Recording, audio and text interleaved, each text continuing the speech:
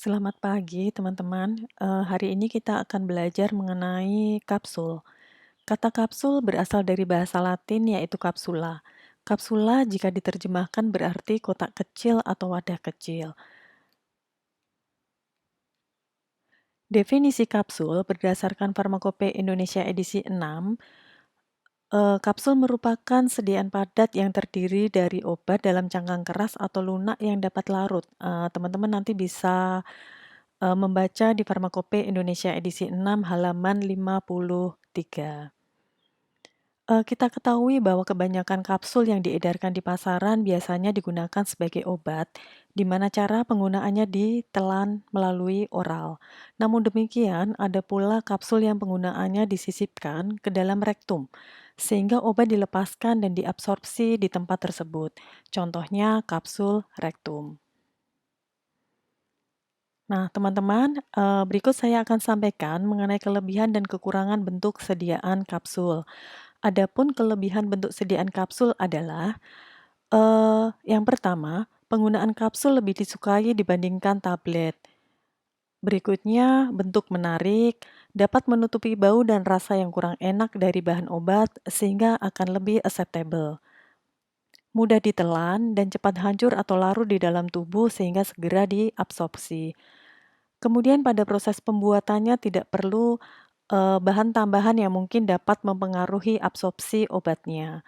Kemudian saya tambahkan satu lagi, eee, kelebihan kapsul di mana dokter dapat memberikan resep kombinasi dari bermacam-macam bahan obat dan dengan dosis yang berbeda-beda, sesuai dengan kebutuhan seorang pasien dari hasil diagnosa. Berikutnya, saya sampaikan mengenai kekurangan sediaan kapsul. Yang pertama adalah bahwa kapsul tidak dapat digunakan untuk bahan-bahan yang mudah menguap, karena pori-pori cangkang tidak tahan terhadap penguapan. Berikutnya, kapsul tidak dapat digunakan untuk bahan-bahan yang bersifat higroskopis atau mudah mencair, karena bahan-bahan yang mengandung air bebas di dalam kadar yang tinggi akan dapat menyebabkan cangkang kapsul akan menarik air dan terjadi perubahan bentuk. Berikutnya, kapsul tidak dapat digunakan untuk bahan-bahan yang bereaksi dengan cangkang kapsul, di mana gelatin akan menyebabkan reaksi sambung silang dan menurunkan kelarutan gelatin seperti bahan formaldehid. Kekurangan berikutnya adalah bahwa kapsul tidak dapat dibagi. Misalnya setengah kapsul, seperempat kapsul, seperti itu ya. Nah, kemudian untuk formulasi di dalam jumlah dosis yang besar, bobot jenis ruahan rendah atau disebut dengan voluminous, karena keterbatasan ukuran kapsul yang dapat ditelan akan menimbulkan suatu permasalahan tersendiri. Nah, itu tadi kelebihan dan kekurangan kapsul. Eh, Selanjutnya saya akan menjelaskan terkait macam-macam kapsul. Macam-macam kapsul di Farmakope Indonesia, dinyatakan ada 2, yaitu kapsul lepas tunda dan kapsul lepas lambat. Kapsul lepas tunda yaitu kapsul, dapat disalut atau pada umumnya enkapsulasi granul, disalut untuk menghambat pelepasan obat di dalam cairan lambung di mana penundaan menjadi penting untuk mengurangi masalah yang potensial di mana akan dapat menyebabkan obat diinaktivasi atau iritasi mukosa lambung. Contohnya seperti kapsul lansoprazol dan kapsul omeprazol. Nanti teman-teman dapat cek di Farmakope Indonesia edisi 6, halaman 994 dan 1327. Macam kapsul yang kedua adalah kapsul lepas lambat. Kapsul lepas lambat diformulasi dengan cara tersebut untuk membuat obat tersedia dalam periode waktu perpanjangan setelah dikonsumsi. Istilahnya seperti prolong action, repeat action, dan sustain release. Juga dapat digunakan untuk menggambarkan sediaan tersebut.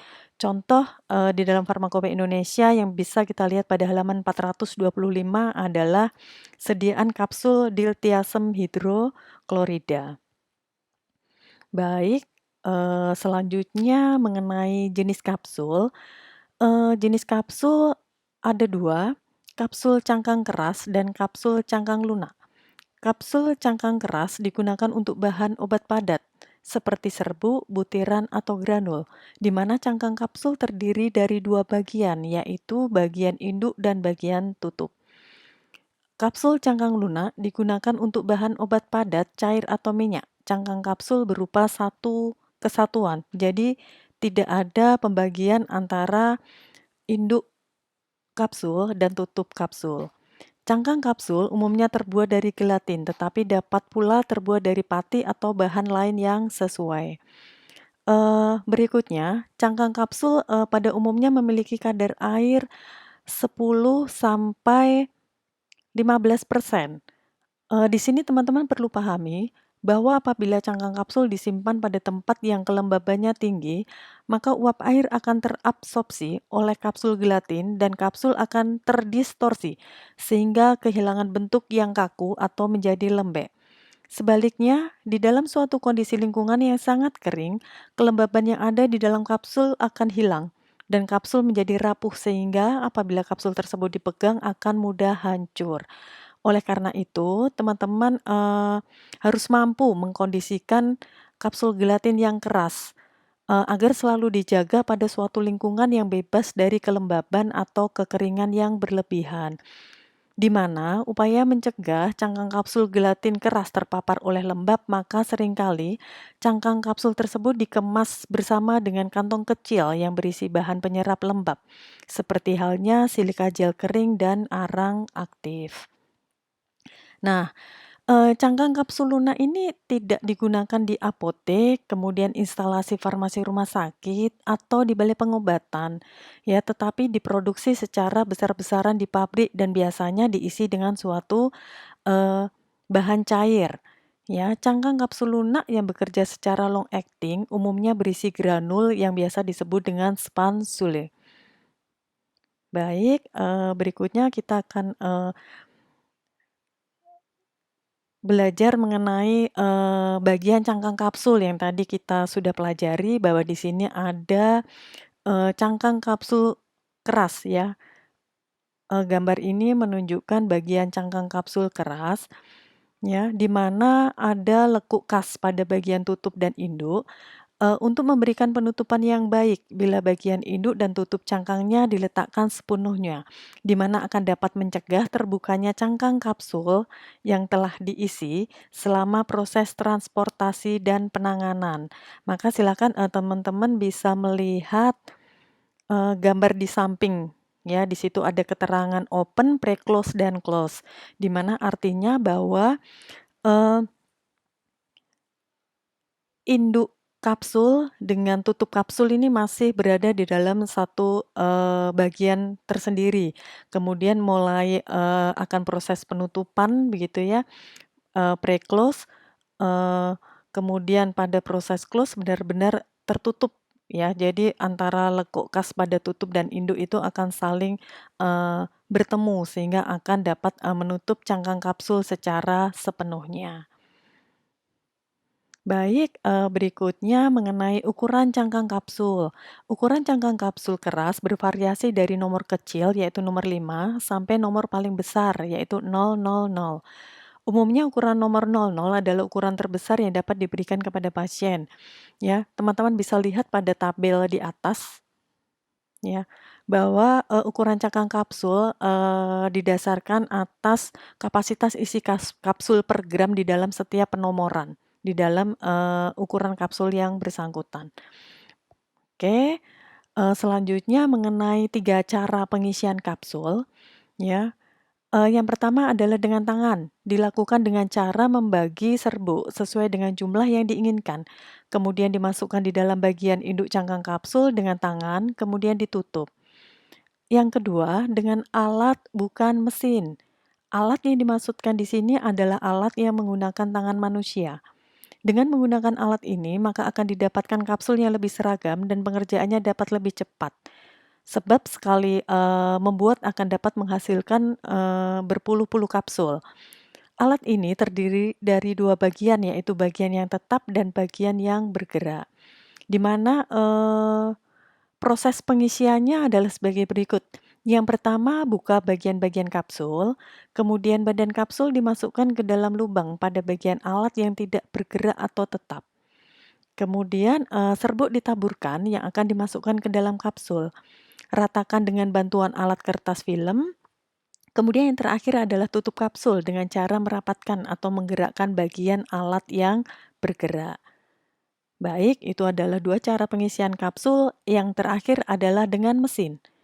Bahwa semua dikerjakan secara otomatis. Dengan cara ini, maka akan dapat dihasilkan kapsul di dalam jumlah yang besar, kemudian memberikan sedikit tenaga dengan keseragaman yang lebih terjamin. Ya, selanjutnya adalah mengenai evaluasi kapsul, di mana ada 2 poin ya mengenai syarat atau karakteristik sediaan kapsul yang terdiri dari homogen dan kering. Berikutnya parameter uji sediaan kapsul yang terdiri dari keseragaman bobot, keseragaman kandungan, waktu hancur, dan uji disolusi. Ya, evaluasi kapsul, di mana syarat atau karakteristik sediaan kapsul harus memenuhi persyaratan homogen. Artinya bahwa setiap bagian campuran kapsul harus mengandung bahan yang sama dalam perbandingan yang sama pula. Berikutnya, syarat atau karakteristik sediaan kapsul dinyatakan kering, maka kapsul tidak boleh menggumpal atau mengandung air karena mengandung bahan yang sifatnya higroskopis, efloresen, deliquescent ataupun suatu campuran yang bersifat etetik. Ya, berikutnya adalah parameter uji sediaan kapsul yang merupakan evaluasi kapsul. Yang pertama, keseragaman bobot. Uji ini dilakukan untuk mengetahui kesesuaian keseragaman bobot sediaan kapsul yang dihasilkan dengan persyaratan keseragaman bobot dan kandungan dari Farmakope Indonesia.